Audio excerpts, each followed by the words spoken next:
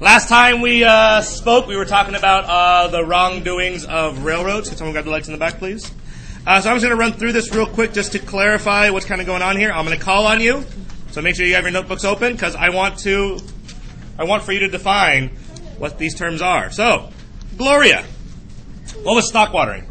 What did that mean?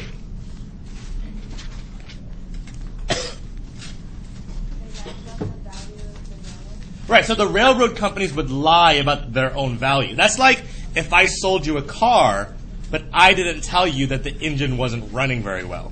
So I sell you a car telling you, man, this car will make it all the way to San Francisco because it's got a great engine. But it doesn't have a great engine. It has a terrible engine. But I sell it to you with the understanding that this engine is amazing. This car will take you at least 600 miles. And then you buy it, and you drive it, and it dies at Santa Barbara. That's the idea. I lied about the value of my railroad so I can make as much money as possible. But did I know that my railroad was not actually worth as much as it was? Yeah, because some railroads, they were very profitable, right? Others were not. But if I'm trying to sell my unprofitable railroad, am I going to be honest about how unprofitable it is? No, I'm going to lie. Oh man, people take it every week. It's amazing. But no, they're not, because it's like a railroad to nowhere. Nonetheless, people lied about it. Next one, pools. Vivian, tell me about pools. What is a pool? Look ahead in your notes, folks, because one of you will be next. What's a pool? What happened with pools?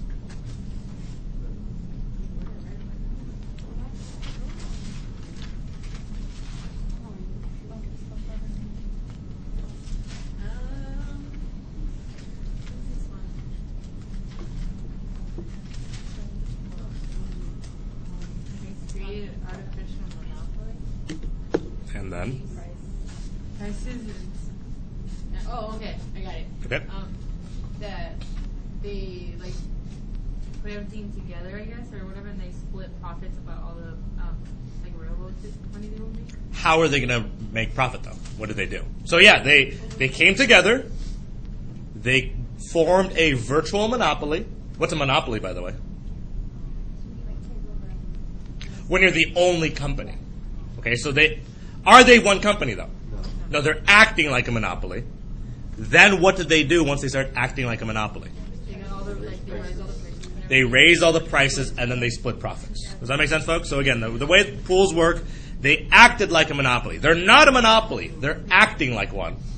They raised prices, split profits. Make sense? Everyone's good on pools? Are these legal? No, you're not allowed to do this, folks, because it's bad for competition. Do we as consumers like competition? No. Yeah, we do. We like it when they compete. Because if McDonald's and Burger King are competing, what's going to happen to their prices?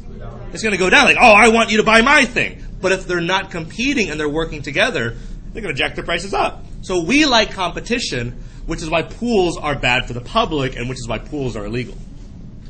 What if Walmart and Target became one company? Wouldn't that be problematic? There'd be only one superstore that we can go to instead of two. Next up, this is not here. Omar. Rebates. What's wrong with rebates? Railroad companies would give rebates to large companies, not to... Correct. Railroad companies would give large rebates to large companies, but they wouldn't give any rebates to regular farmers. And it's not so bad that this is happening, but that it was a secret rebate.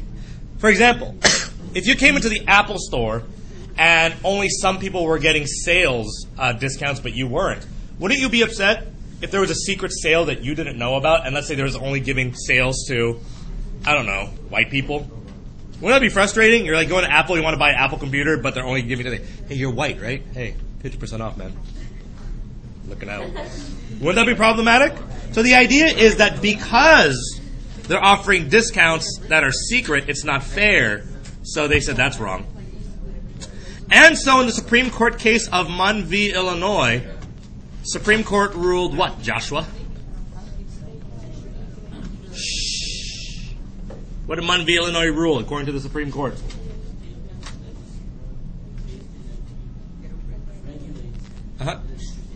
States can regulate interstate commerce. That is correct. Why are farmers happy about this Supreme Court case? Why are they happy that states can regulate interstate commerce and not just the federal government? Yeah, because they have more influence or power in the state government. Who's going to listen to me more? The U.S. government or the California government? California. I'm a local. Versus the U.S. government might ignore me completely. So the farmer said, yay, the state of Kansas can now regulate interstate commerce. And specifically, what are they regulating? Railroads, right? Talking about railroads. But in the Supreme Court case of Wabash v. Illinois in 1886, Daniele, what did the Supreme Court rule? Right, so they overturned Munn, and they said, nope, sorry, only the federal government can regulate interstate commerce, which takes away the power of who again? States and farmers. Nancy, that brings us then to the ICC. What was the ICC's role? Correct. They're going to try to tame the railroads, make them more appropriate or fair to the American people. And so they were going to ban what kinds of things, folks? Rebates, stockwatering, pools, whatever else. So everyone good with railroads? Yeah? Railroads, pretty solid? Okay, cool. So let's move forward then. That was last time we spoke. Today, right before Thanksgiving, let us talk about inventions, the age of invention. I like this part because you see a lot of cool things. The cool thing about the age of invention in the late 1870s, 1880s, is you'll see the beginnings and first items of modern products today. So it's really interesting. So you'll see kind of the telephone, for example, invented by Alexander Graham Bell. You all use a telephone, but nothing like this telephone. But this is the inklings of the beginnings of the telephone from way back when. So the telephone, created by Alexander Graham Bell, was significantly better than what other form of communication? Telegraph. Telegraph was instant, which was awesome. But was it still cumbersome and long to send a message all the way across the country? But with a telephone, all you had to do was what? Speak. All you had to do was speak, and there you were communicating. Now, what do you notice about this telephone that is different from maybe your telephone? It's two different pieces. You have a headset and a mouthpiece. What else do you notice? There's no dial. There are wires, they're just not in this picture. But they're not. It's not like wireless. Like, how did he do that? Magic. But there is no numbers. So how do you dial? So it's kind of like Siri today, where you'd pick up the phone and be like, call Daisy in Portsmouth, New Hampshire.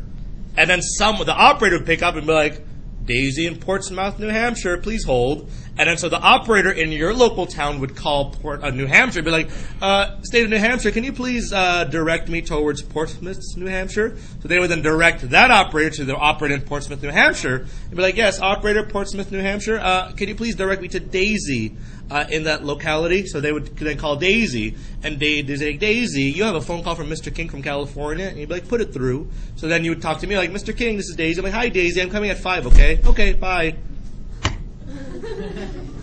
And that's kind of how that worked. So for all that, for nothing. By the way, they wouldn't have short messages like that because it would cost so much money to send a phone call that, first off, did everyone have a phone back then? No, only the most important people sent messages immediately. Because again, if it was immediate, sure, you can use a telephone or a telegraph. But it wasn't immediate, what would you do? You would just send a letter still. Because if it's not immediate, just send me a letter. I can wait like 10, 15 days. Okay? Easy. If the person didn't answer, then it'd be like, I'm sorry, no one picked up at that line. They might jot down the letter, though. They might jot down the message and then mail it to them in that town. So let's say, Catherine received the message, like, I'm sorry, Daisy's not picking up. Would you like to leave a message? They would leave a message and then drop it off at that person's place because they're living in that town. Anyway, Alexander Graham Bell did that. Again, pretty amazing stuff. Here's actually the sound of Alexander Graham Bell's voice when they were first trying to figure out how to make phone calls.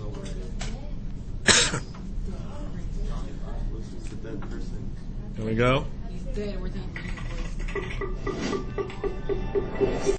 Alexander Graham Bell, some of the most famous words ever when he used a fledgling he was inventing to speak to his assistant. Mr. Watson, I want to. But until recently, we've never heard actual voice. Physicists have changed that by using scans to capture recorded files of the era and convert them into playable audio files. Smithsonian Archives, the liberated recording features Bell through must and static.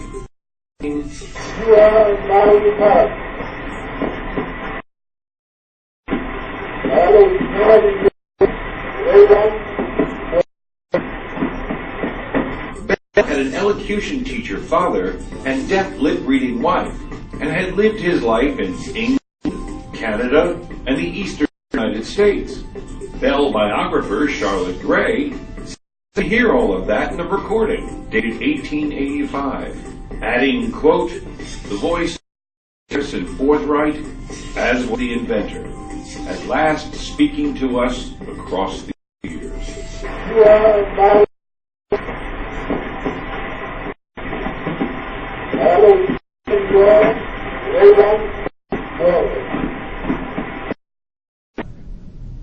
So, the voice of Alexander Graham Bell when they first began recording it. And again, the interesting thing is that, again, the records from back then were wax recordings. And so they would just take a needle and like the vibrations would be driven into that wax. Kind of like wax you think of candles. And then what they did is they used like x-rays and whatever else to see the indentations, and they used computers to convert that into sound again, which is actually pretty impressive stuff. And so, yeah. Pretty much the idea is that if you take a wax disc and you put a needle, if you yelled at it, that needle would vibrate and it would change the indentations in that wax, and then that's what they kind of recorded back then with. They took that and they reconverted it. Pretty cool stuff. Another famous inventor of this time, then, of course, is Thomas Edison. And Thomas Edison created a whole bunch of stuff. So many of the things that Thomas Edison created included, first off, one of the main things that Thomas Edison created was the phonograph. What did the phonograph do? Record music? It didn't record. It played. It played music. It played sound. Think of like those phonograms today where like you would wind it up and you play a record and it has like a horn at the end of it. That was the first phonograph. It's the one thing I don't have that I really, really want in my like antiques collection.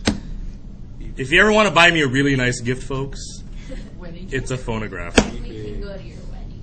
You can go to my wedding. No.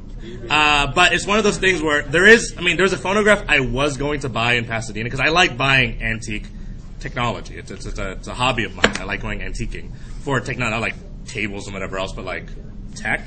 And there is a phonograph I wanted to buy in Pasadena, but because I was getting married, I realized I couldn't just spend money on a phonograph because I have other things I need to prioritize. But no, one thing that I've always wanted, because I have records, I just had to go to someone else's house to play them. I don't have a phonograph yet. And I don't want like a 1970s record player. I want like an old-timey, winding record player. That's what I want. One day I'll get one. Anyway, something else that he created? This thing right here. This is the dictaphone. And the dictaphone is something that recorded your voice. It would record your voice, and you would speak into it, and again, it would do that indentation in the records. So the dictaphone. Also, folks, there's the mimeograph. What did the mimeograph do? Does anyone know? Made photocopies. Or made copies, not photocopies. Made copies. Copy machine. So a mimeograph. That's the first copy machine? It's pretty much the first copy machine. Or first, like, office copy machine. Not like the one that makes giant books, but just like one sheet at a time kind of thing. So the first portable office-style mimeograph. Yes? It's kind of like, it deals with that, but it doesn't. Mm-hmm. Do you know how, have you seen the commercial of, like, Shirley Temple? And it's, like, black and white, Mm-hmm. but I don't understand how they restore the color if it was in black and white. They pretty much just paint directly on the slides, or they'll just take a slide and then they'll use like Photoshop to add the color in, and then they'll like think, okay, so here's her shirt today. We can see it in color. Then they try to put that back into the image.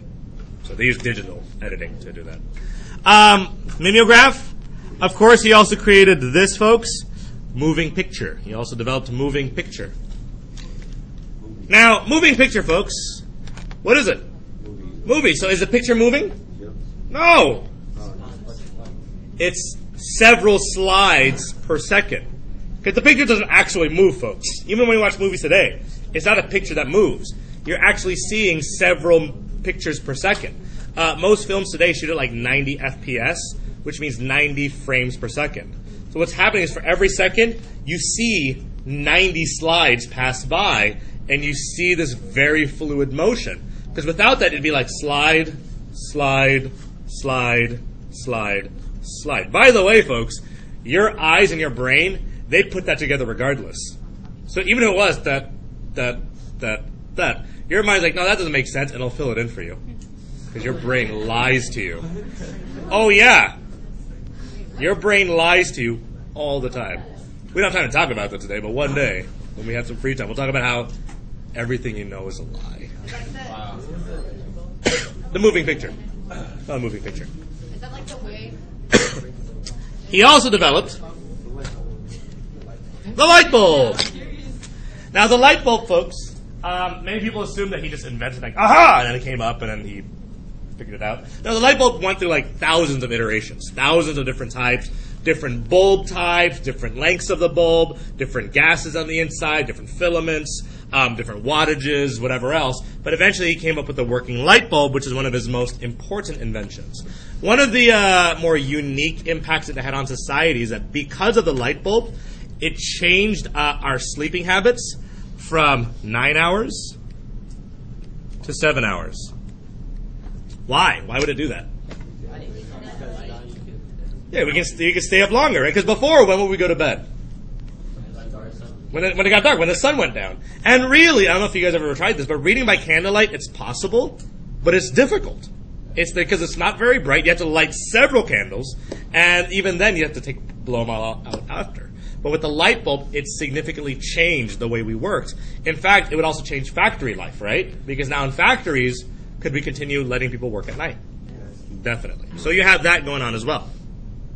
Thomas Edison is also credited for creating the first modern laboratory. First modern laboratory. Now, when you think of inventors, how do you imagine them working? Dirty, maybe in their bench, like tinkering on like a toy by themselves, right? They're trying to figure out new inventions on their own. But the first modern laboratory, what happened was that he brought several scientists together to work on joint projects.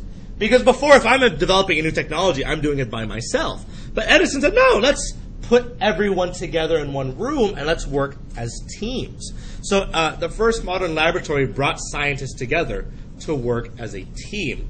And then he also had a business side to it. Once he invented all these things, what would he then do? Sell it, patent it. Different examples of his laboratories. Here's the one in Menlo. One in Fort Myers laboratory. Here's Westinghouse and Tesla, his rivals. They also had their own laboratories.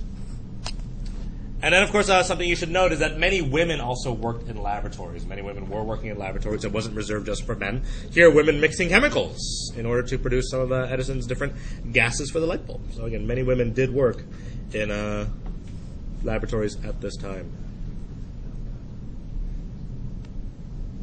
There she is. Anyway, so that's Edison. One of the things that you should note, folks, is here's Edison's first moving picture. I think what you'll like about this, actually, it's his first movie that he filmed. I think you'll actually really enjoy the storyline. Very compelling story. I think that you're going to really, get into the actors a little bit. So here's Edison's first film. Again, just see if you can follow the storyline a little bit. So here we go. From the Library of Congress in Washington, D.C.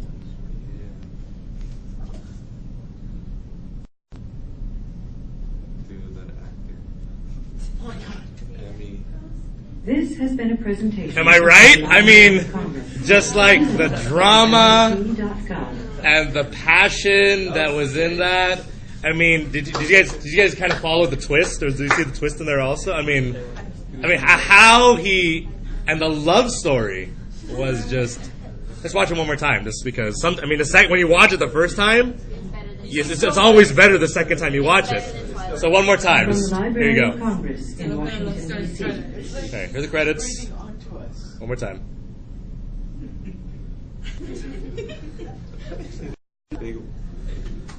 Wow. This I has mean, been a presentation of the better Library of the Congress. second Visit time. at LLC.com. The film is actually Edison's assistant sneezing.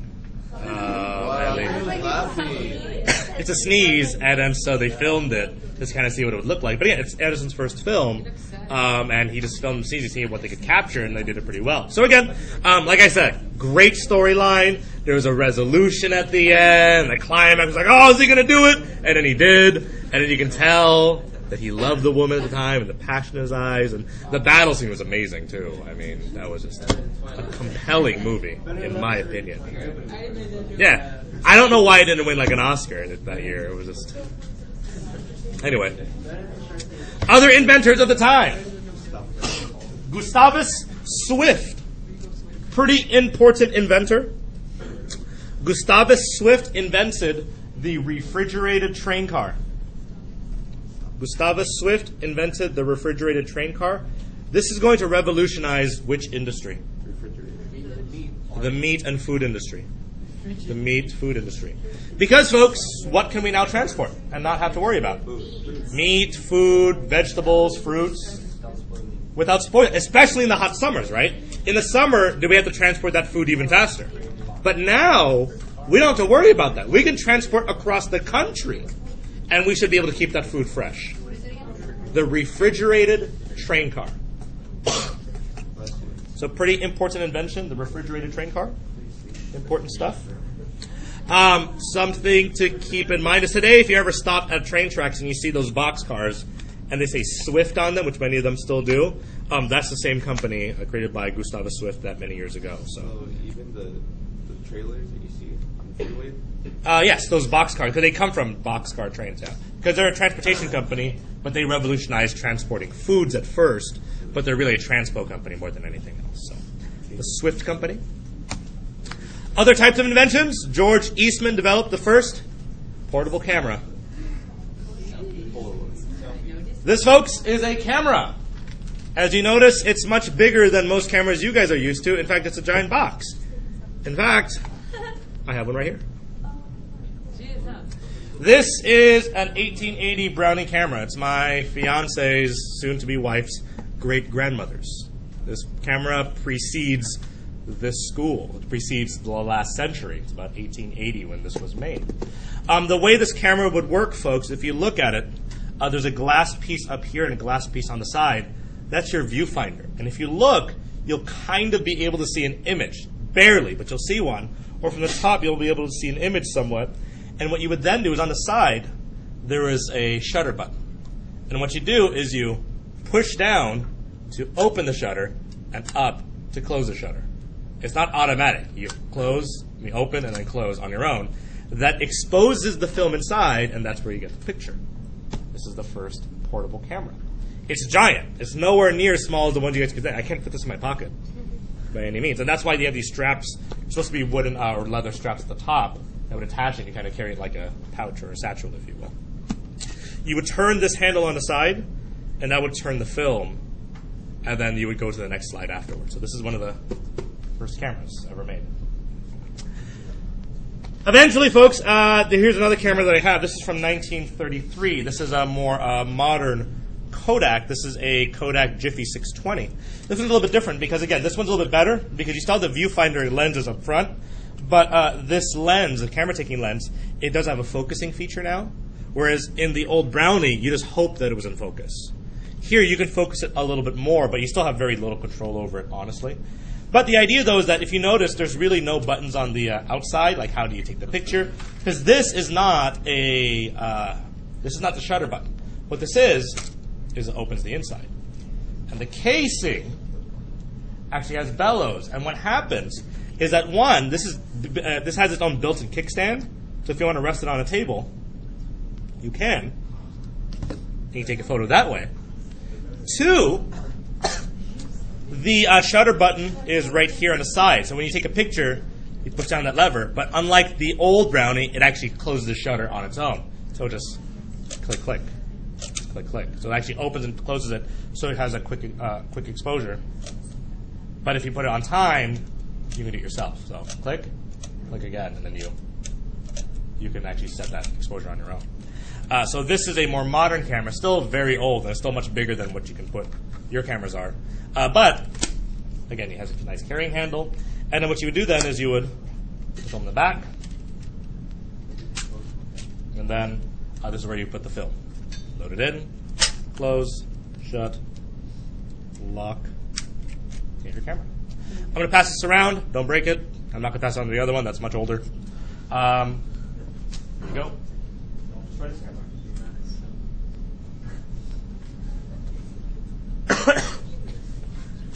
That camera, the Jiffy Kodak, I bought it at a estate sale. Someone was selling it. And again, most people, unfortunately, don't know the value of some of the things that they're selling. I bought that, I think, for $65, $70.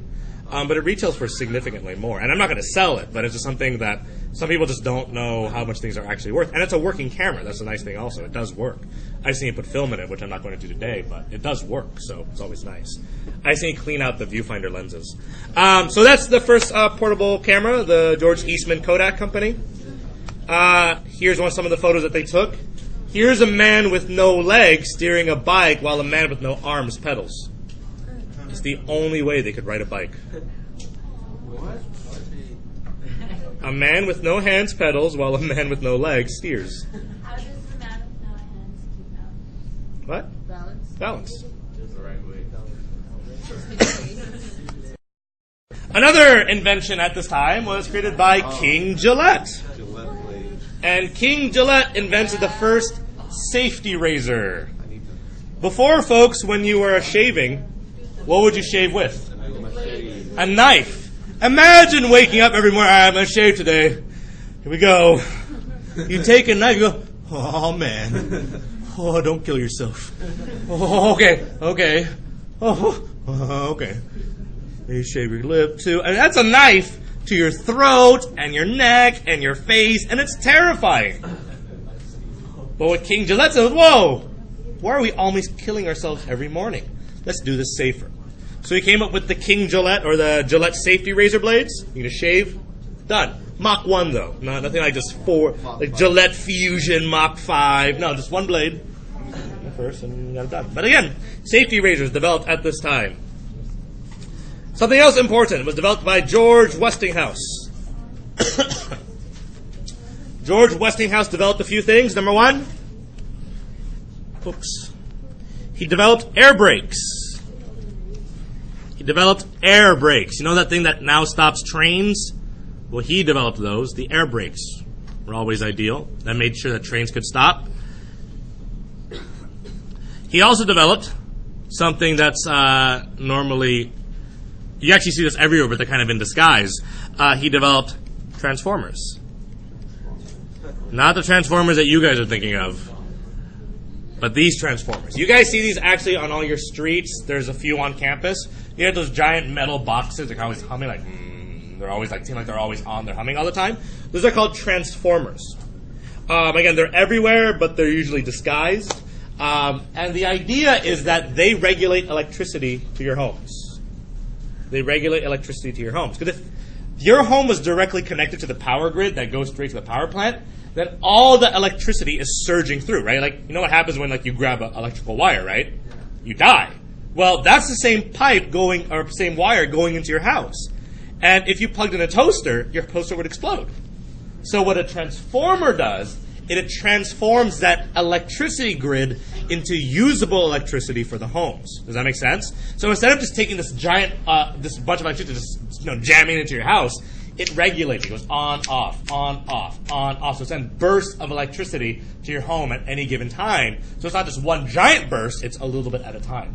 That's like, imagine if you're trying to fill your your cup with water. Instead of like a little bit at a time, I took a hose and like blasted your glass. That's the same idea with electricity. Instead of blasting your glass with electricity, it's going to do a little bit trickle at a time to make sure that it's regulated. But again, they seem like nothing, but they're more than meets the eye. These transformers. They are technology in disguise. These transformers. Other technologies and inventors. Orville and Wilbur Wright. What did they invent? Popcorn. No.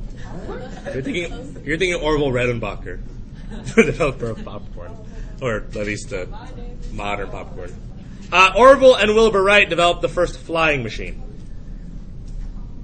We can't really call it an airplane, but I guess we can call it an airplane. How far did they fly, you guys? Like 100 feet. How long did they fly for? Like 10 seconds. 12 seconds. But hey, here's the thing though. Was that longer and further than anyone else? Yeah. Yes. Because before, like, you might be able to glide for like 3 seconds and you're done. But 12 seconds over, I think it actually might be 300 feet. That's pretty impressive. And if they could do it for that far, do you think if with the little tweaks they could do it further? Yeah. And more improvements further? And more improvements further than that? So the idea was they made it possible. They figured it out, and now they just had to do it better. And so the reason why this is so significant was that it was a proof in concept. They figured out that it was possible. And now that it's possible, can we do it better? One really good example of this, folks, one thing that we're trying to prove right now is teleportation and space travel.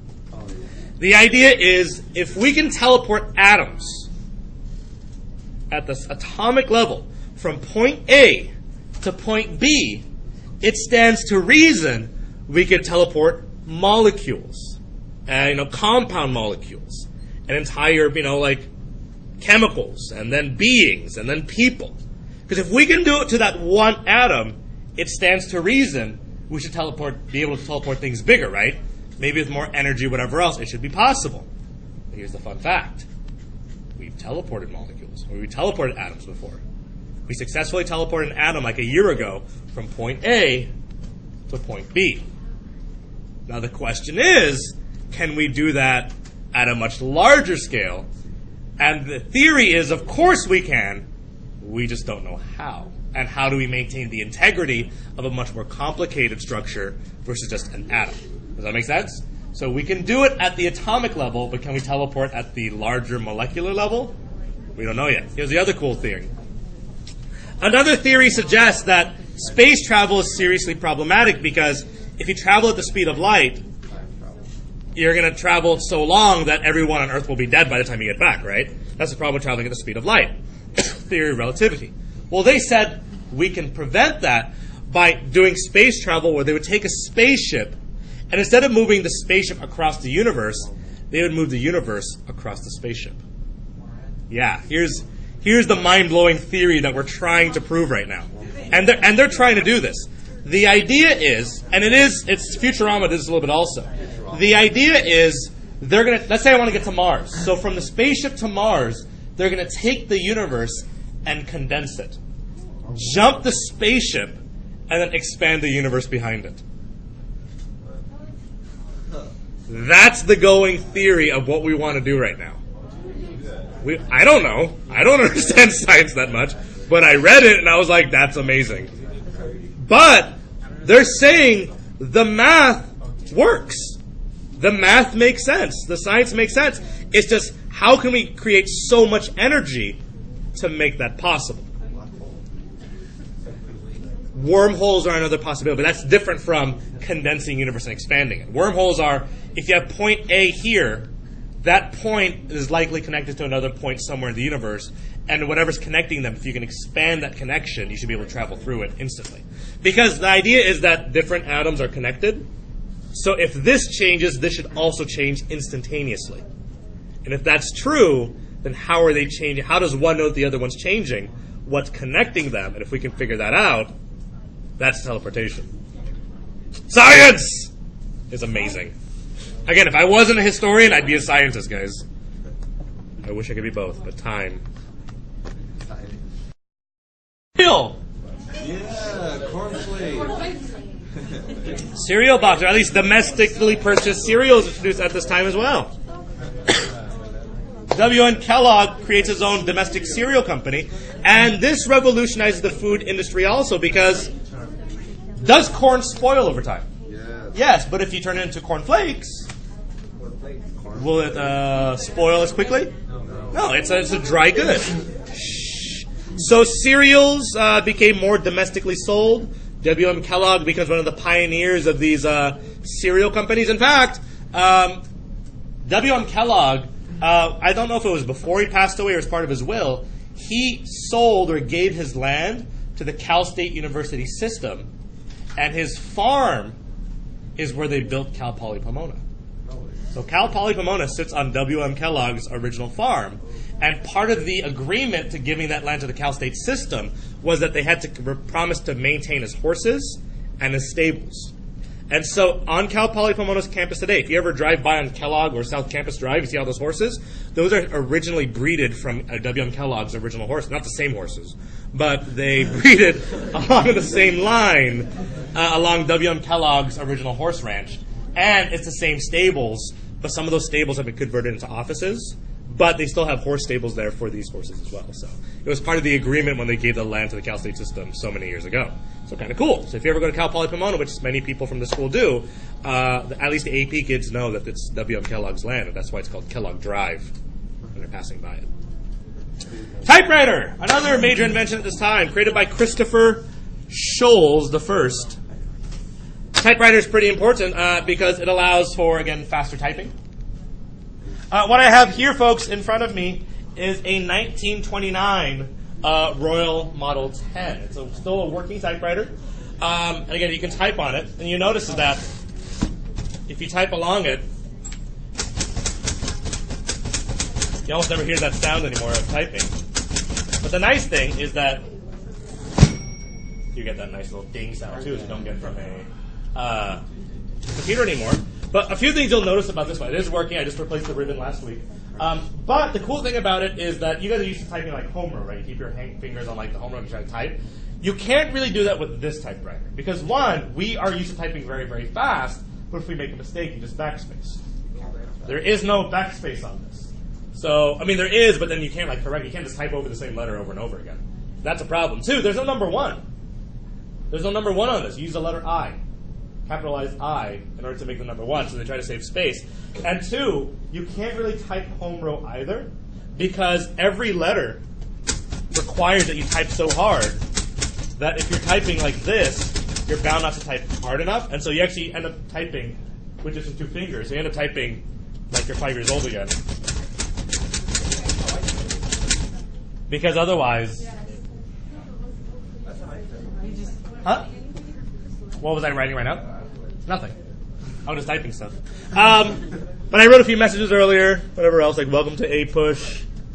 This is a 1929 Royal Model 10 typewriter. We're actually going to be using this at my wedding this Friday. What we're going to do is we're going to give people like blank telegrams, like Western Union telegrams. They can put them in here and then they can type like messages. I guess like, hey, congratulations. Stop. Congratulations. Stop. Enjoy your wedding. Stop. Here's $5. Stop. Something like that. I like using typewriters and typing like historical messages, like "What hath God wrought?" That's something that that's the first message they sent by the telegram, or President Kennedy has just been assassinated. Suspect unknown. Stuff like that. So whenever I play with the typewriter, I like typing like historical like statements. I don't actually write like letters to people. I just type what happened in history. Like I imagine someone said this: President Kennedy has been shot. Lyndon Johnson on Air Force One to be sworn in. Stuff like that. Just like whenever they'd be typing, like, you're like, and they would type in really important messages. I want to feel like I'm part of history. So I type old messages. That's what I do. But typewriters. In the back of the room, there's also a 1958 typewriter. That one I have to replace the ribbon, but that's also working. That one I bought at a swap meet for $15. I bought a Goodwill for $15. Oh, yeah. $15 for that one. This one is like $130. But that one is cheapy. That you can type whatever the hell you want. This one, a little bit more antique-y. Anyway, but it does work. I just had it refurbished. I cleaned it out. So yeah. It's very heavy. It's like 50 pounds. This typewriter, it's crazy heavy. So. Oh, yeah. It's super heavy. This is steel. It's just steel. I mean, like, it stood the test of time. The cool thing about this, it still has this, glass panels on the side and a glass keys up top. So it actually, when I bought it, I was very impressed with the condition, which is why I bought it. Because most old typewriters from this time period are in really, really bad condition. But this one has a few rusts, but that's not that bad because the mechanics and the gears still work completely fine. All I have to do is clean the gears a little bit, dust it out, and replace the ribbon, and it works. So I'm pretty happy with it, yeah. They sell companies that make typewriters? Huh? They sell companies that make them? No, they don't make. Well, there are a few companies that still use like those those more modern typewriters. Legal companies, because they type on forms, they still use typewriters today. But these types, no, they don't make these old school typewriters anymore. You can take it to an antique place and get it restored, repaired. But most of the stuff that I did with it was something that I could just do on my own, just clean it out. So it was working. I was pretty happy with it. You write your essays with one. Yeah, I would not dare write an essay on this. It would take way too long. But it does auto double space, which is nice. There's a lever here where you can set it to single space, double space, or triple space. You just change it, it does it for you. It's awesome. Anyway, let's talk about U.S. patents issued. So what do you see happening in the U.S. at this time then? You don't have to write this down. What do you see happening? More inventions. Yeah, so more and more inventions at this time, which is why we call this time period the Age of Invention. So one important invention we should talk about then is the Henry Bessemer process. And what the Henry Bessemer process did, folks, is that it made steel stronger. What is steel made out of? Carbon and iron. Right. You can't dig up steel, folks. I mean, a lot of people think that steel is something that's grown. No, steel is something that's made. You make steel. So what happened was that, let's say you have steel made out of carbon and iron. But what if you leave too much iron in there? There's like impurities. And you build this like 30-story building, but one of those rebars and one of those the support beams have like these pockets of this impure steel in them. What might happen to that steel bar? It might crack and then collapse, and you have 30 stories of weight falling on it. And so the Henry Bessemer process made sure to make steel stronger, to make it pure, stronger. That was the idea. To drive out all the impurities by flooding it with as much carbon as possible. That's the Henry Bessemer process. By the way, why do we have to start using steel now to make buildings? Which direction are buildings going? Up. And why can't we just make like a 30-story building out of wood? Yeah. Like, every story is fine, but what about like that bottom story with like 30 stories worth of wood weighing down on it? Would that be somewhat problematic? Yeah, what would eventually happen to those wooden studs on the bottom? They would crack under all that pressure. But steel is crazy strong. And so what they decided was that if we're going to go ahead and build upwards, we need material better than wood, and adamantium is not real, so steel is where we're going to go next. Cool? Okay. So what took advantage of all this steel production was Andrew Carnegie. Carnegie. His name is pronounced Carnegie. I know. People are like, Carnegie. No, actually it's Carnegie. I know. Not what you expect. But Andrew Carnegie. He becomes a monopolist, a very wealthy man, opening up Carnegie Steel. And the interesting thing about Andrew Carnegie is that he is a rags to riches story. What does that mean, rags to riches? Right. He's actually the child of immigrants. He worked as a regular factory worker at a steel plant. He got promoted, became manager. He saved a lot of money. He bought the factory. He made a lot of money there, so he bought several other factories, and he eventually became a multimillionaire. He's a rags to riches story. A man who was born with very little, and he made himself quite a bit. There's a rags to riches story, starting up Carnegie Steel. So, he designed or created a monopoly. And what's a monopoly again? Where he's pretty much the only person in the entire industry. If you control 90% of an industry, are you pretty much a monopoly? Yeah, I mean, there could still be others, but can you pretty much be a monopoly without owning everything? Yeah, right? So, here's what happens. He creates his monopoly on steel through something called vertical integration. So Andrew Carnegie made his monopoly, where he becomes pretty much the one dominant company in the steel industry, through something called vertical integration. And what vertical integration means, or the process of vertical integration, let me explain first, is when you buy the factors of production to create a monopoly. So vertical integration means to buy the factors of production to create a monopoly. It's when you buy the factors of production to create a monopoly. The factors of production.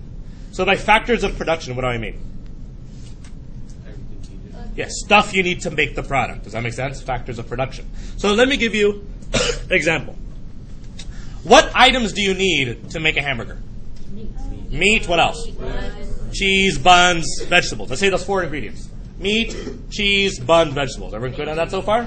Okay, so McDonald's wants to become a monopoly. But unfortunately, you have Burger King, Jack in the Box, In-N-Out, whatever else. So what should McDonald's do to make a monopoly if he wants to make that monopoly through vertical integration?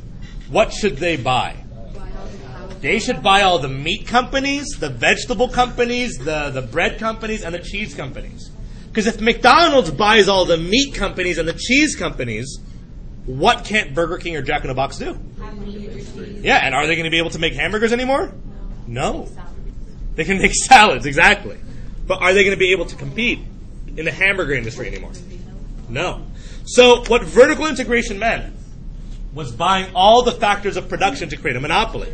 McDonald's now has bought all the meat companies, which is why you can no longer make hamburgers through Jack in the Box or Burger King. Let me give you another example. I want you guys to fill it in for me. Let's say Toyota wants to become a monopoly in the car industry. So who can raise their hand and tell me what Toyota should buy to give them a monopoly in the car industry? So they should buy all the steel companies. What else should they buy? Buy all the tire or rubber companies. What else? Buy all the glass companies. And if they buy all the tire companies, the steel companies, and the glass companies, can Ford or Honda or, I don't know, Mercedes-Benz, can they make cars anymore? No, because they're going to need the steel. I guess they make out of aluminum, but that's going to crush quickly. They're not going to be able to make glass windows anymore. Not going to have tires anymore. So again, by buying the factors of production, Andrew Carnegie was able to create a monopoly. Specifically, what he bought was coal and iron. So by buying all the coal mines and the iron mines, was he able to create a monopoly over the factors of production? How am I going to make steel if I have no iron or coal? I won't be able to. So again, pretty brilliant idea. He does so well, folks, that Carnegie Steel makes more steel than all of England. His company produces more than England. Yeah, you know that country? His company produces more than that country. That's how much he produces. He ends up hiring over 20,000 workers, so is he a big company? Yep. And he does so well that the man makes over $40 million a year. That's a lot today, huh? Yep. Now, let's go back to back then when a really nice luxury car cost $1,200. He's making $40 million a year when a luxury car costs $1,200. Yeah, I can't even imagine that much money. Like an expensive steak dinner today is like what, $100? Let's say. Yeah. Expensive steak dinner back then was like $25. What do you do with all that money? Yeah, it's just what do you do with all that money? Is just I'll tell you what he does with it. He burns it. He decides that he makes so much money that he promotes philanthropy. And philanthropy means that he's going to give his money back to society. He wanted to give money back to society. And he said all wealthy people should do this. And he called it the gospel of wealth. He said we should give all our money, or not all of our money, we should give money back to society. And he promoted this idea through an essay called The Gospel of Wealth, saying, who made us rich? It's called The Gospel of Wealth. Who made us rich? God made us rich. So, what is God going to expect of us? That we give some of it back. Make sense? He's Scottish. So again, the Gospel of Wealth said that because God made us rich, we should give some of that money back So he wanted to give money back to society. What he was going to give back, folks, was $350 million. He gave society $350 million.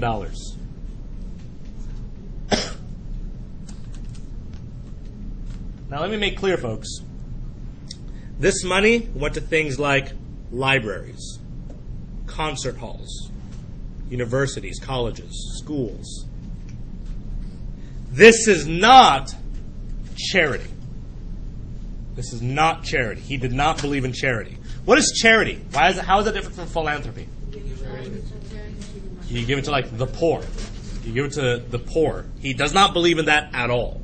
He believes in giving back to society through the arts, education. Does that make sense? But not to the poor. Because he refuses to give money to the poor. Because he believes in something called the Horatio Alger myth. The Horatio Alger myth, Horatio Alger, by the way, is an author who wrote books at the time. But the Horatio Alger myth suggested that all you needed to be rich was honesty, hard work, and a little bit of luck. That's all you needed. Because that's what these books were about. These poor people, like Andrew Carnegie, who worked hard, were honest, and with a little bit of luck, they became very rich people. And Andrew Carnegie believed that, because did he do it himself? So he looks upon all these poor, and what does he think? Why are they poor? Why are they poor, according to Andrew Carnegie? Because they're not working hard, or they're dishonest. Right? That's what he believes. So hey, you're poor because you're lazy. You're poor because you're dishonest. But is that true? Can't you work really hard for your entire life and never become rich? Yeah, there are people in our community that work very, very hard their entire lives and will never become rich. Isn't that fair to say? I can work really, really hard as a teacher, but am I ever going to become a millionaire being a teacher? No. But I might work harder than many millionaires, but I'm never going to become one. I'm going to work really, really hard for the next 40, 50 years of my life. But I'll never make close to some people who just inherit wealth. But you'll be so appreciated. Sure. But what it comes down to is, this myth, is it true? It's false. If that's all it was, hard work, honesty, and a little bit of luck, shouldn't almost everyone be a millionaire?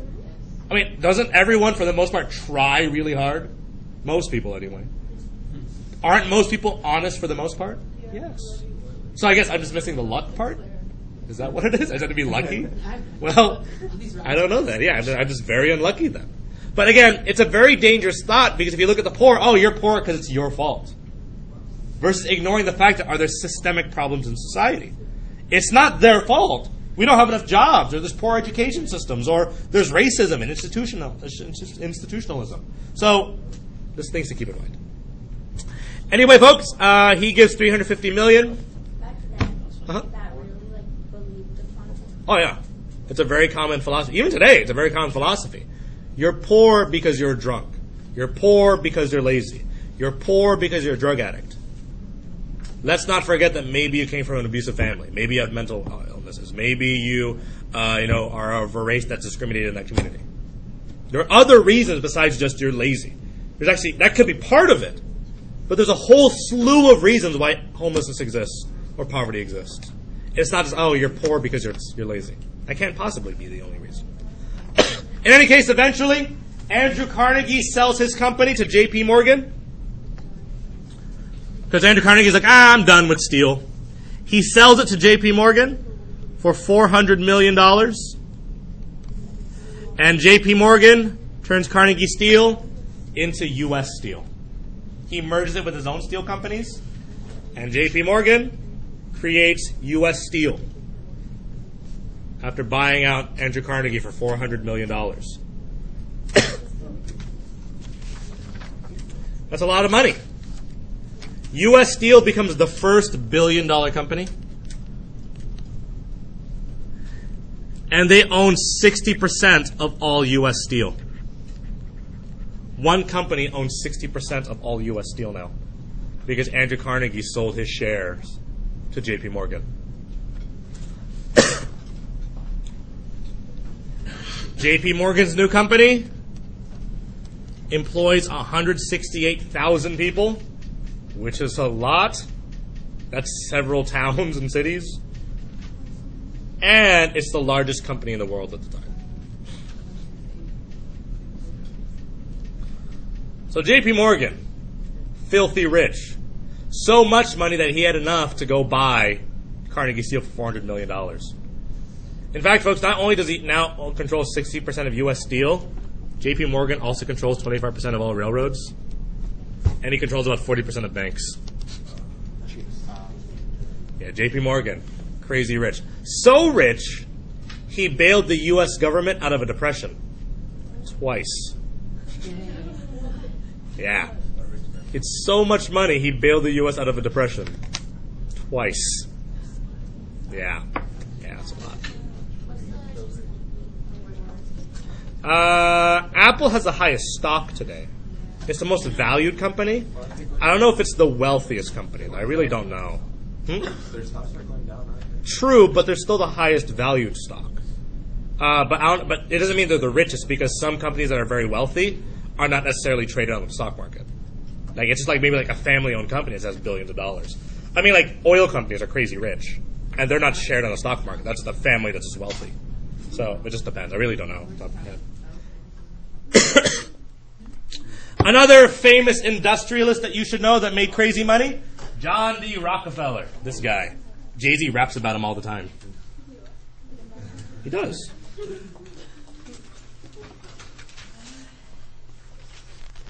If you listen to Jay-Z's old raps, he's like, Rockefeller, like Rockaware. Jay-Z. Not JT. Not Justin Timberlake. Jay-Z. Anyway, John D. Rockefeller created a company called Standard Oil Trust. But he made his money off of two different industries. Based on this picture, what did John D. Rockefeller make his money from? Oil and railroads. Oil and railroads. Because what does he need to transport his oil? Railroads. So he made his money off of oil and railroads. And the man was not very nice. Okay? He made his monopoly, or in this case, a trust, through a process called horizontal integration. Now, in vertical integration, what happened? You bought all the factors of production, right? McDonald's bought all the meat, cheese, vegetable companies. But in horizontal integration, instead of buying the factors of production, you bought your competitors. You bought or controlled your competitors. That's horizontal integration, where you bought or controlled your competitors. And by combining your competitors together, you created something known as a trust. You bought or controlled your competitors, and you turned it into a trust. Because McDonald's, what would they do if they wanted to create a monopoly? They would buy Burger King, In-N-Out, Jack in the Box. Does that make sense? But that doesn't necessarily mean they all will be called McDonald's. Does that make sense? The McDonald's parent company could now control Jack in the Box, Carl's Jr., In-N-Out, and they could still be called McDonald's, Jack in the Box, In-N-Out, Carl's Jr., but they would all be owned by who?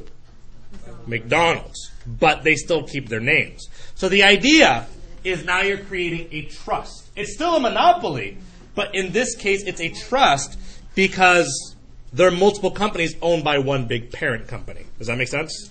Okay. Like look at Samsung, for example. Samsung, do they only make phones? No. They make TVs, they make software, they make lawnmowers, refrigerators, dishwashers, whatever else. So again, that's the idea behind a trust. Make sense so far? They buy all their competitors and they make one big company. It might become one McDonald's, But the idea is you have one McDonald's corporation that controls all these different kinds of companies. Like think like PepsiCo, right? Pepsi, do they only sell Pepsi? They sell 7-Up, whatever else, or Sprite, I don't remember which one. But they sell all those different groups as well. So that's the same idea. So, how did he buy these people out? Through a process called rule or ruin. He gave them a choice. He said, hey, you have an option here. Let me rule you and control your company, or I'll destroy you and then control your company. Either way, I'm going to win. So you have a choice. Let me buy you, and you can still manage your own business, but I'll be your boss now, or I'll destroy your company, I'll drive you out, take everything that you own, and still own your company. It's up to you. Please choose the hard way. But that's what he did. Does this picture make a lot more sense now? Yeah. J.P. Morgan dominates the oil industry. In fact, how much did U.S. Steel control of the steel industry? 60%. That's a lot. J.P. Morgan controlled 90% of the oil industry. He controlled 90% of the oil industry. Sorry, Rockefeller controlled 90% of the oil industry. My mistake. Rockefeller controlled 90% of the oil industry. Standard Oil doesn't exist anymore today. They changed the name. Today, Standard Oil is now known as Chevron. Chevron. So Chevron is actually the, not the ancestor, descendant of Standard Oil. Or the next iteration of Standard Oil, the regeneration of Standard Oil. Anyway, folks, another very wealthy guy. You already met him before. J.P. Morgan. Crazy. Wealthy. Rich man. Banks. Railroads. Steel. The man owns everything. And he was just a very smart guy that just made amazing investments. And he just kind of understood stocks in the economy. He made millions upon millions of dollars.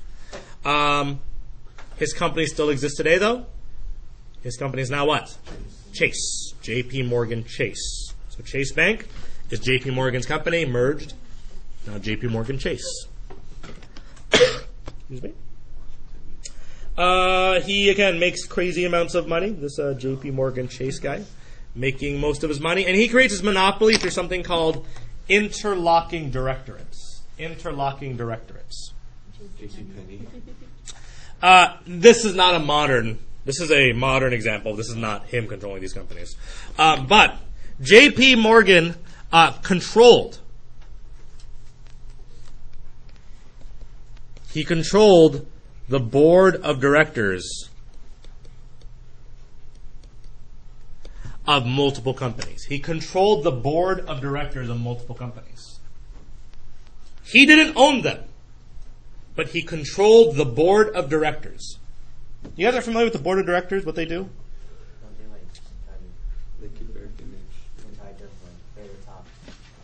They're like a committee that runs the company. Because you have like your CEO, your president of the company, but then you have the board of directors that decides how all the money is going to be spent. They're the ones who hire the CEO. Like you guys are like Steve Jobs, right? Steve Jobs was the founder of Apple Computers, but he wasn't one of the board of directors. And previously, when he was originally the CEO, his board of directors, they fired him. Steve Jobs was fired from Apple. He left. He was forced out of the company by his board of directors because they weren't happy with his performance. He was fired, and he came back in like 96 or something, or 2000. Yeah, Steve Jobs was kicked out of his own company, and then he came back in later on, and he revolutionized it again. Because the board of directors, they're the ones in charge. They control all the investments. Huh? True. But when you make your company a corporation and you open up stocks and shareholders, you lose control of your company. Because you're giving control of the company to the shareholders. And if I own 60% of your company now, I own 60% of your company, not you. Did I elect you to be a board? Yes, the investors elect. And also, you pretty much earn a position on the board of directors if you have a lot of money. If I'm a major investor, I'm going to buy 20% of your stock, I sure as hell better be able to decide how that money is spent because that's my money. So the largest shareholders, they became part of the board of directors. Now, who has a lot of money? JP Morgan. So JP Morgan would invest in all these companies and earn a seat on the board of directors. Now, he himself did not serve on it, but I would place all of you on different board of directors companies. And you all reported to who? To me. So I didn't own these companies, but did I control them? And that's what JP Morgan did. It was smart because he didn't have the liability. He was there to help make the decisions, but if the company was failing, he just left. And so JP Morgan was a smart guy. He didn't do what Carnegie and Rockefeller did, where he bought out businesses. He just made sure he could control their decisions. But when the decisions went sour, he said, oh, well, I'm leaving. Took his money with him, and then the company either floundered or he waited for it to get better. That's what he did. Smart man. Here's JP Morgan in this image here. He likes Monopoly. But what is he doing in this image here? He's rowing the boat, not Uncle Sam, because he pretty much dominates the government. He's so wealthy. And again, eventually what he wants to do is to take over the world. That's what JP Morgan really wants. To dominate the world with his wealth and money. Then is this. Are they captains of industry? The suggestion of these wealthy people is that, one, they might be captains of industry. Did they improve the economy is the question. And the answer is to some degree, yes, they did. Are they captains of industry? Here's the argument for it. What do you think they did to help benefit the U.S. economy? They created jobs. They definitely created jobs. Lots of jobs. 2, because they're making monopolies, each individual company, because they own everything now, how is that going to benefit the U.S. economy? I own all the factories now, so what can I do? What can I make now? Or how can I make it now? Well, I have all the factories. Cheaper goods, how? How do I get to cheaper goods? If I own everything, how are those goods going to be cheaper? Because of what? Mass production. So because of monopolies, you have mass production. Because what's better, folks? 10,000 companies, or 1,000 companies making 10 products at a time, or one company making 10,000 products at a time. In terms of efficiency, that one company making 10,000 products is far more efficient than 1,000 companies making 10 products. Does that make sense? So he creates efficiency, cheaper prices then. Yeah, that's why they're good. Why are they bad, though? Here they are again, the robber barons. And they're taking money from the people through wages, prices, taxes, whatever else. So again, how do these robber barons hurt the U.S. economy? Well, they destroyed the environment. Not good. What else did they do to hurt the American people or hurt American society? Because they're a monopoly, what? They promoted corruption. They would corrupt the government, bribes and corruption. That's definitely a problem. What else? As a consumer, how might you be affected? How would they hurt you if there was only one company selling stuff in your market? Yeah. They hurt the consumer with high prices. You have corruption and bribery. Next up, you have high prices that hurt the consumer because, again, they're a monopoly. They also hurt competition in small businesses, or they destroyed competition and small businesses. They destroyed competition in small businesses. And as a worker, how are you affected by it? If there's only one company hiring in your town, how are you going to be affected by that? Well, they can hire you or not, but if they do hire you, what does the company have the power to do? Lower wages. Because, hey, you don't want to work for me? Okay, fine, go work for the other company. Oh, wait, there is another company. So shut up and do your job. What choice do you have? So they also lowered wages. Yes. You know, I said they hurt competition with small businesses. Did they specifically target a certain type of business or anything? And let's say, again, oil companies, right? Let's say I was producing oil for the city of La Puente. Well, does J.P. Morgan or does does John D. Rockefeller want my business too? Sure. So they're going to open up the Rockefeller oil station right across the street from my oil station, lower their prices so much that I can't compete. I'm going to go out of business because I can't sell my gas for a penny a day. They can because they have millions of dollars. And once I go out of business, what are they going to do? Raise their prices. So that's what they did. They want all the business. They don't like competition because if I'm selling it for like $2, they're going to have to sell it for $2. But if they drive me out of the business, there's no one to compete with. I can sell for $5. That's kind of what Walmart does, and so there's oftentimes antitrust lawsuits against Walmart saying that they're unfairly destroying local businesses. Walmart trying to open up in Chinatown, and many of the local businesses in Chinatown are opposing it, saying, if you open up a Walmart, how are these small mom-and-pop shops going to be able to compete? Walmart's a multi-billion-dollar company. I make maybe $300,000 a year. I can't compete with that. So many small businesses oppose constructions of Walmarts. And also think of all the jobs. With small businesses, you have multiple bosses. So if you don't like your job, go to another. If a Walmart opens up and all the small businesses close, how many bosses do you have? One. So, these large companies, there's a lot of implications for small businesses, local communities.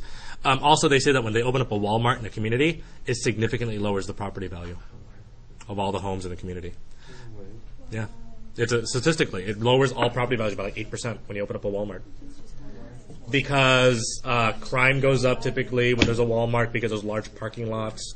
Because they don't watch them. And so because of all those cars, there's crime happening on Walmart parking lots. Also, the idea is if that Walmart closes, who can replace all that space? Like there's no other, if a Walmart closes, no other business can fill that vacancy. What other business will buy that space? Walmarts are massive. Maybe Target, but if there's already a Target, they're not going to buy that Walmart space, so it ends up becoming a problem. But in any case, there's that. Maybe Costco also. In any case, though, the government tries to regulate the monopolies. The government will try to regulate monopolies.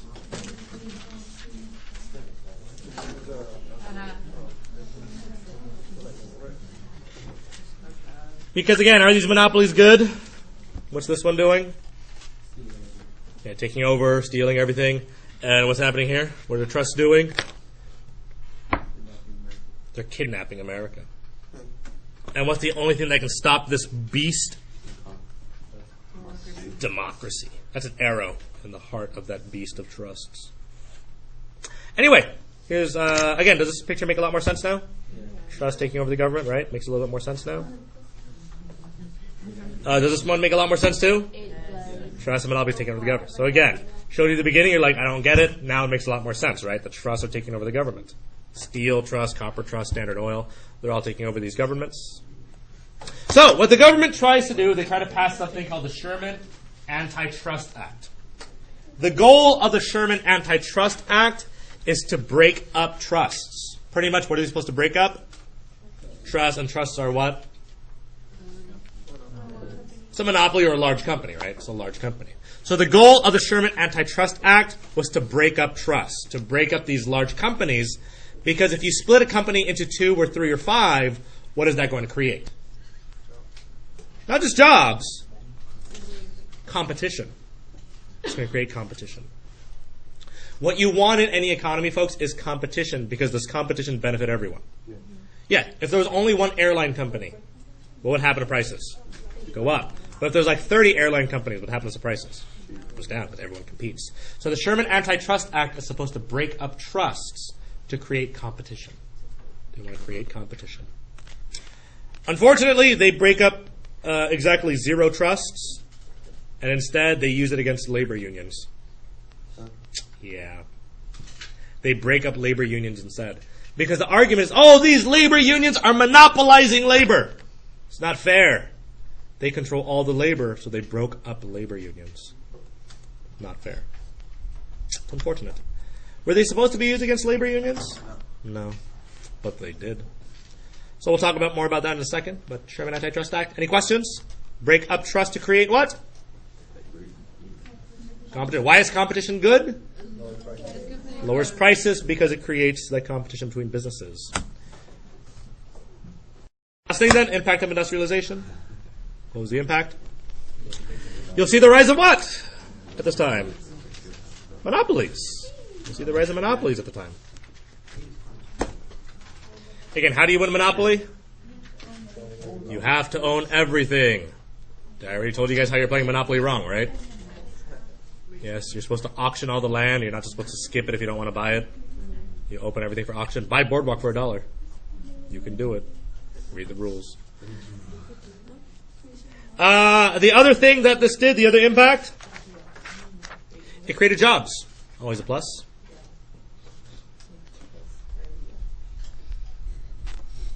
Number 3, you see the rise of cities. Why are people moving to the cities? Jobs there.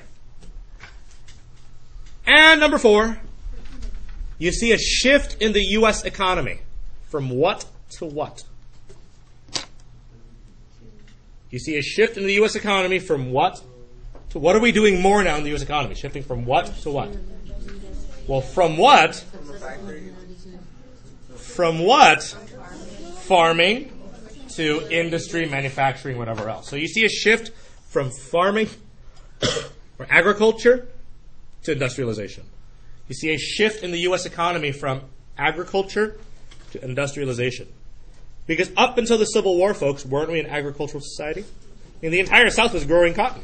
The entire West was growing food. But with industrialization, are factories going to remain only in the Northeast anymore? No, you have factories in the South, some factories in the West. You see factories emerging everywhere. Cool beans? Okay.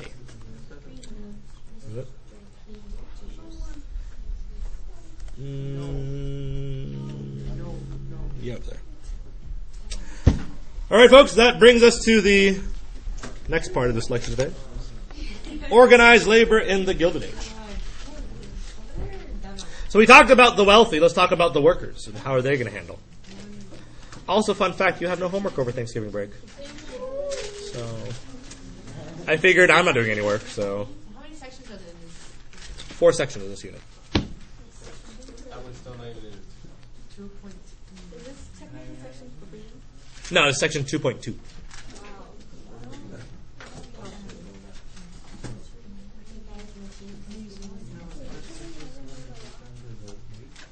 So organized labor in the Gilded Age. Let's talk about labor. We talked about the wealthy and invention. Let's talk about the workers. Okay, here we go. Labor issues, folks. What are some problems do you think we're going to deal with? Child labor. Child labor is going to be a very serious issue that we're going to try to tackle, though not successfully during this time period. Child labor, folks. Imagine working by the age of 5 years old. Many children, worked in the coal mines. If you see all that coal dust on his face, imagine how much is in his lungs. You can't wash that off at the end of the day.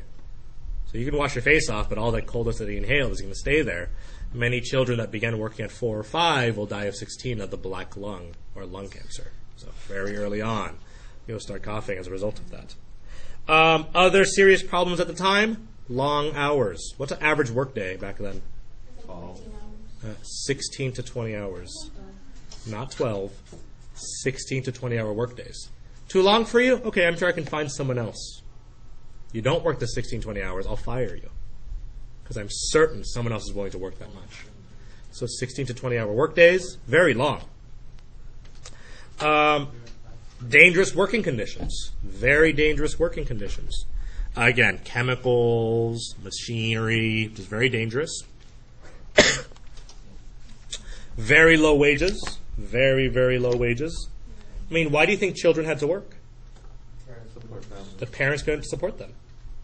So, do you think parents in the cities had lots of kids?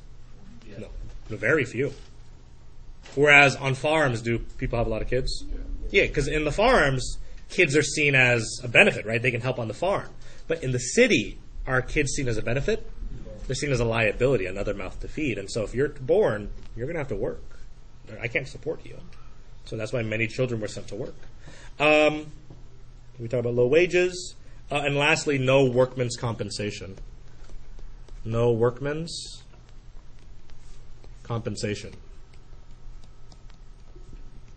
What is workman's comp? What is that? What's workman's compensation? Get injured, you gotta go home and still get paid. Right. If I get injured at work, the business will still pay me because I got injured while at work. Like if this ceiling lamp falls on me and I get hurt, whose fault is that? The school's, because they made me teach in this room. So it's their responsibility. They created an unsafe work environment. If I was at home, would I have gotten injured when this lamp fell? No. Or if I was in another classroom, I wouldn't have gotten injured. So the idea is it's the school's responsibility, or at least the employer's responsibility. Without workman's comp, if I get injured, what happens? I get fired because I'm too injured. I can't work. I can't go to work today. I still have this head injury. Well, I guess we're going to find someone else to replace you. That's it. So, a lot of serious problems with the labor industry? Definitely. When they are upset, by the way, what did workers do if they were angry? Strike. They would strike. So strike was always a tool that labor unions would use. Anyway, why were there problems? Just a few reasons why there were problems. Why didn't the government do anything? Why didn't the government try to fix these labor problems? Right. They do nothing government, or they believe in laissez-faire or laissez-faire capitalism. Capitalism is the economy that we have, right? The idea behind capitalism is what drives the economy? Capital. Money. Capitalism, what drives the economy? Money. Socialism, what drives the economy? The people. Society. The needs of the people. Does that make sense? Socialism derives from the needs of the people. Capitalism derives from the needs of money. Make sense? Laissez-faire capitalism, then. It's an economy in which the government does not intervene. Make sense so far? Makes sense so far? Good. So that's why the government does not intervene. They believe in laissez-faire capitalism. Another reason why there are serious problems, technology. Technology made work easier. And while that's good for you in terms of your job being easier, why is it bad for you that your job is now easier to do? Less people. Well, you have... They can pay you less. That's definitely a serious problem. And what else? Anyone can do it, so what if I don't like you? Can I easily replace you? That's the other problem. So yeah, your job's easier, but you're not easily replaceable. Well, you're easily replaceable. And I can pay you cheaper now. Hey, before you used to make, a shirt by hand, now you have to push a button. I'm not going to pay you $10. I'm going to pay you $3. And if you don't like it, I'll hire someone else because I'm sure anyone can push a button. Make sense? So, problems. Another serious problem is immigration. What did immigrants do that made it a problem for workers? Job competition, and because they were competing, what did that do for wages? Lowered wages, right? I want to work for $10, but an immigrant comes in and says, hey, I'm willing to work for $8. And then some guys will all work for $5, I'll work for $4. Because is some money better than no money for these immigrants? And so they're willing to drive it down because they want at least some money. In any case, those are just some of the reasons why there are problems. Good so far? Now, what did some big businesses do to work against labor, to prevent them from forming labor unions? So what are the strategies that big businesses used against labor unions? Well, there's a number of them. Number one, they hired immigrants. And there's a huge benefit to hiring immigrants.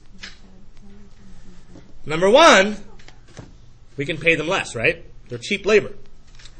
But two, many of these immigrants were known as birds of passage.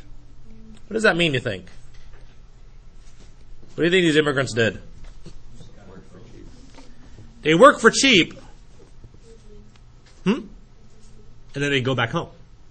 Birds of passage were immigrants that worked for a short time and went back to their home country afterwards.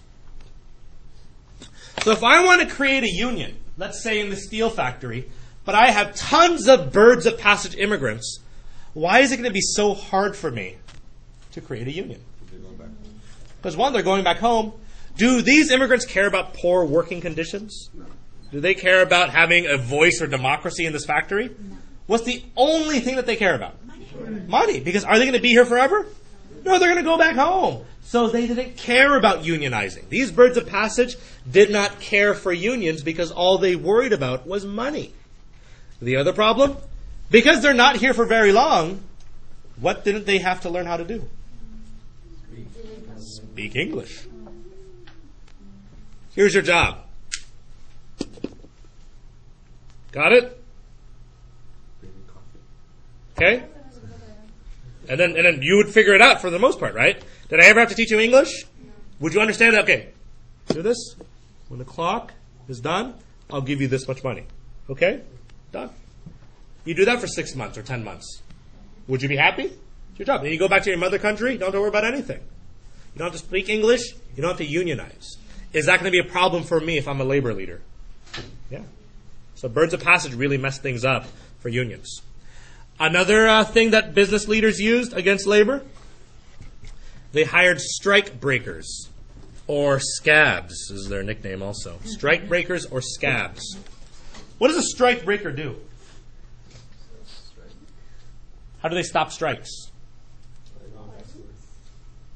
Not violence. They're not like breaking people. They're replacement workers. Strike breakers are replacement workers. Have you guys ever seen a grocery store strike? Yes. When grocery store workers go on strike, all the workers are outside picketing. But is the grocery store closed? No, there are still people inside working. Those aren't the employees. The employees are on strike, which means who's running the grocery store while they're on strike? Replacement workers. Strike breakers. Now, a strike was supposed to be effective because what did it do to the business? It was supposed to shut the business down, and the idea was, hey, if you don't do this, then you're not going to make any money. Do strike breakers kind of ruin the effectiveness of strikes? Yes. They might not be the best workers in the world, but strike breakers really did ruin a lot of the effectiveness of strikes. Now, there's still that moral argument of you should support the strike breaker. Like normally, a lot of people don't shop at a grocery store when they're on strike because that's the public image of it all. But nonetheless, still, strike breakers ruin the effectiveness of strikes. Good so far? Another technique, lockouts. Do business leaders like unions? We hate unions, right? It organizes labor and then you guys can fight together. If one of you was a problem, would it be easier for me to fire you? Yeah. But if all of you said, hey, if you defend this one person, if you fire this one person, you're going to fire all of us. Is it going to be harder for me to fire that one person? Yeah, so that's why labor unions are bad. Well, here's what would happen then. If I was a boss and I heard that you guys were talking about forming a union, I would close the factory. So a lockout is when they shut down the business temporarily. But the idea was, who's going to be more affected by this? You, the worker, or me, the business owner? The worker. Look, I own the business, so I have tons of money already. I can go months without having a factory. I have the money. But you, do you work on a daily wage? Do you pay for your food on a daily basis with the money you made that day? You sure do. So I can go months without eating. How about you? How long can you go without food? How long can you go without paying your rent? I'm certain I can wake you up. So go ahead. Keep talking about a union. But I'm confident that this is not going to last. And you're going to have to come back and work. So yeah, keep talking, but eventually you're going to break. So lockouts. Another technique, blacklists. Let's assume that you guys are working for the Mr. King Ice Cream Company. How many of you guys want to form a union? Anyone want to form a union? Okay, you guys, you're all fired. And then I'm going to put your name on a list. And what am I going to do with that list? I'm going to send it to all the other businesses. And then what are they going to do? Not hire you. So the problem, yeah, you can change your name all you want.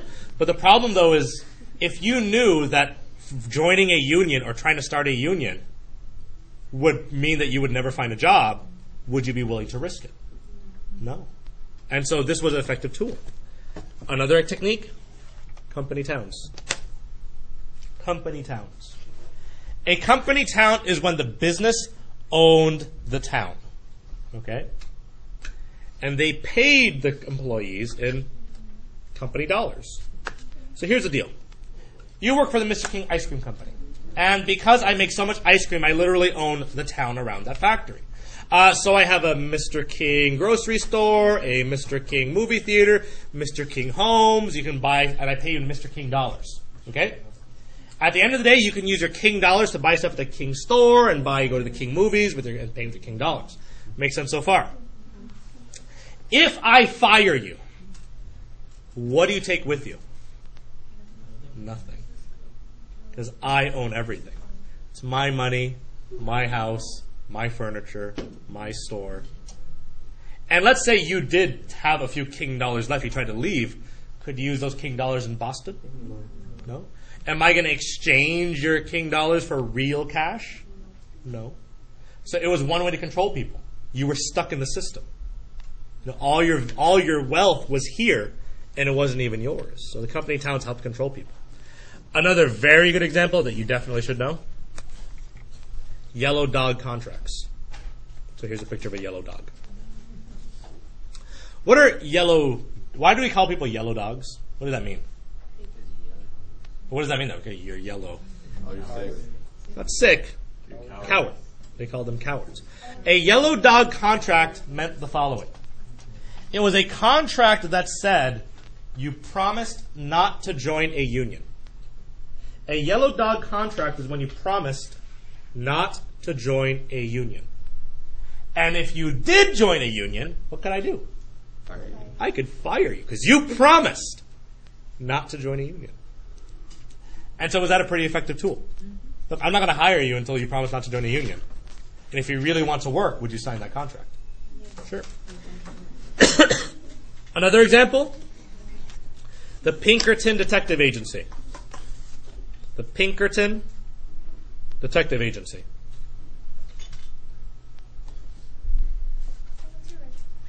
The Pinkerton Detective Agency. And what the Pinkerton Detective Agency was, folks, they served as spies, strikebreakers, or guards.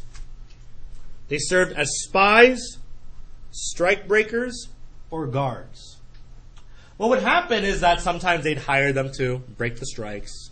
Sometimes they would hire them to protect the factory during a strike. But other times, they would hire them as spies in the factory. So we'd be eating lunch one day, and I'd be like, man, this company, its working conditions, am I right? It's terrible. I don't understand. I don't see how you guys can handle it. So, I don't like it at all. So what I'm going to do is I want to have a secret meeting in my room tonight to talk about a labor union. So if you guys are interested, here's a sign-up sheet. If you're interested in joining my secret labor, you just sign this sheet here, and I'll save you a space. I'll just pass this sign-in sheet around. Sign it if you're interested in joining a labor union. You sign it, and what do I do with that list? Take it to the boss. Like, hey, these people want to join a labor union. Fire them. That's what would happen. So they do that. And, of course, we'd also use the military and the police to break unions. Or break strikes. With violence.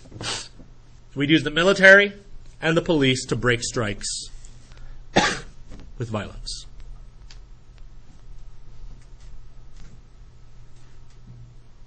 Good so far? 2 political techniques to break unions. The Sherman Antitrust Act was used to break up unions. You already know that. But the more important one, the most powerful tool used by unions was the court injunction. The court injunction. Because a court injunction ruled that strikes were what? So we're not going to go all the way up to unconstitutional. Unconstitutional is reserved for really important issues, slavery, whatever else.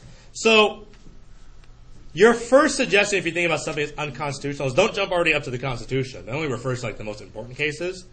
This rule strikes to be what? Not unconstitutional. What's right below that? Illegal. So always, folks, when you're considering whether or not something is good or bad, use the term illegal, because not everything is unconstitutional. Like, drugs. Are they illegal? No. Some of them are. Like cocaine. Is it illegal?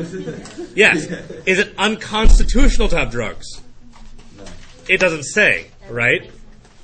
But does that make sense, though, folks? It doesn't say in the Constitution. So, we always defer to things like, oh, that's bad, it must be unconstitutional. But sometimes the Constitution has no opinion on it. Like cars. Like, oh, speaking on your phone while driving a car. That's unconstitutional. No, it's not. It's illegal, though. Does that make sense? So, only use the term unconstitutional for the big issues. Right to vote, slavery, restoring the Union. We have a tendency to say things are unconstitutional when the Constitution has no opinion on the matter. Most things are illegal. And we need to get more into the habit of that because I hear it a lot more and more now, and I need to make sure that I nip that in the bud before it becomes a problem. But things are illegal, not unconstitutional. But again, these are the techniques. We're going to stop here today, folks. Go and just wait for the bell, and then I will see you guys on Tuesday.